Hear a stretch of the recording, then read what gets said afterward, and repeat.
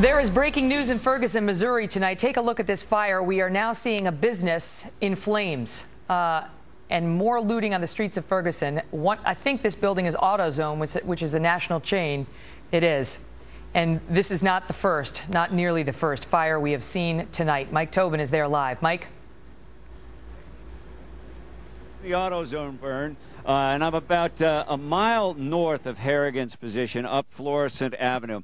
You see a lot of people walking up the street, and all these cars, but you can probably see off in the distance are the people hanging out of the cars. Very much a celebratory mood, if you will, hanging out of the cars, honking the horns. Now, just across the street from the other side, I can show you this auto tire store.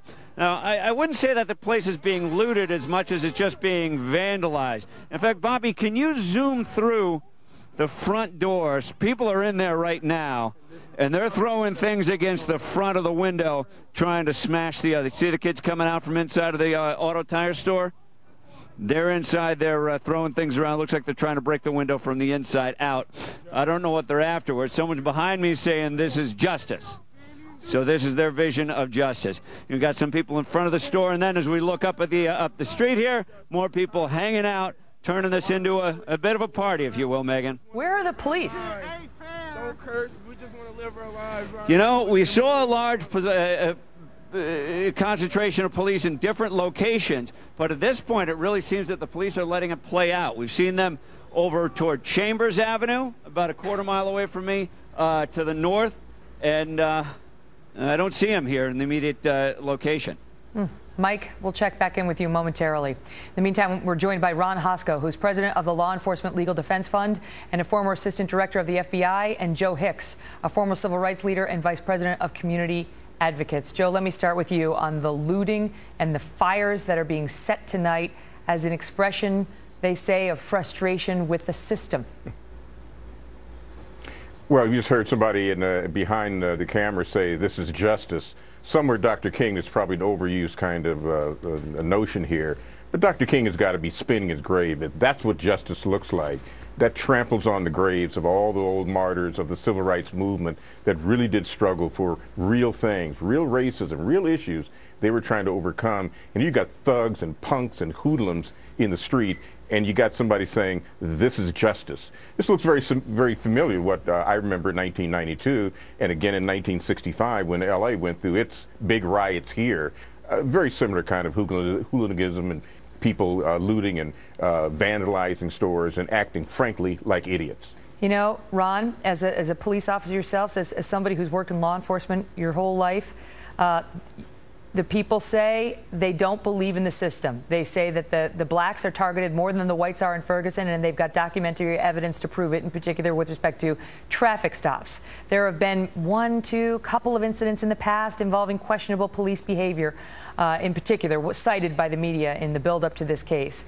And they say they just don't believe that this prosecutor tried his hardest. Your thoughts? I think we need some leadership to emerge from this situation.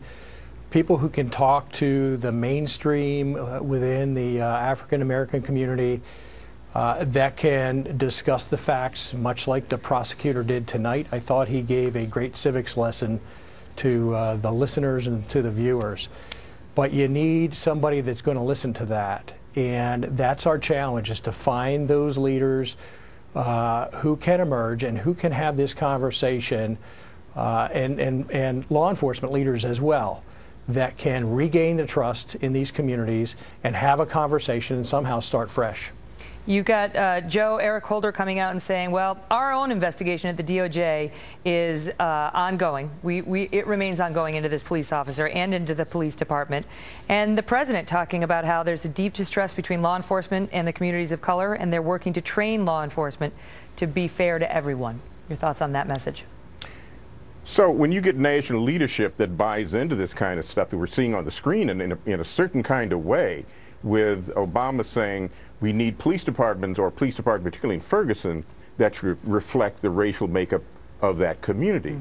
Well, what's he saying? So do we need Asian cops to police Asian neighborhoods and Jewish cops to police Jewish neighborhoods and black cops for only black? I mean, this is a ludicrous notion that Obama presents here, as well as him buying into the anger we're seeing here by saying we have to understand the anger of these rioters and looters and people who felt as if they didn't, quote, get justice tonight. Well, that's not helpful.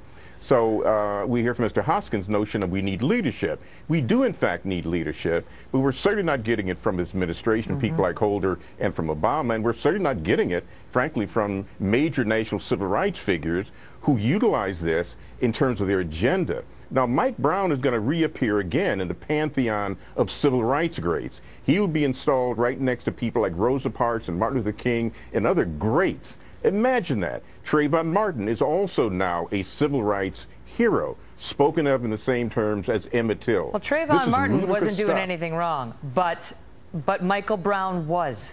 That's just the truth. But he certainly wasn't performing any kind of courageous acts. Yeah. And that's what civil rights leaders did. You can't say Trayvon Martin did anything to be considered a civil rights leader or heroic figure, nor can you say that Michael Brown stealing cigars did. Joe and Ron, thank you both so much for your thoughts. I got to go. We'll be right back with more from Ferguson.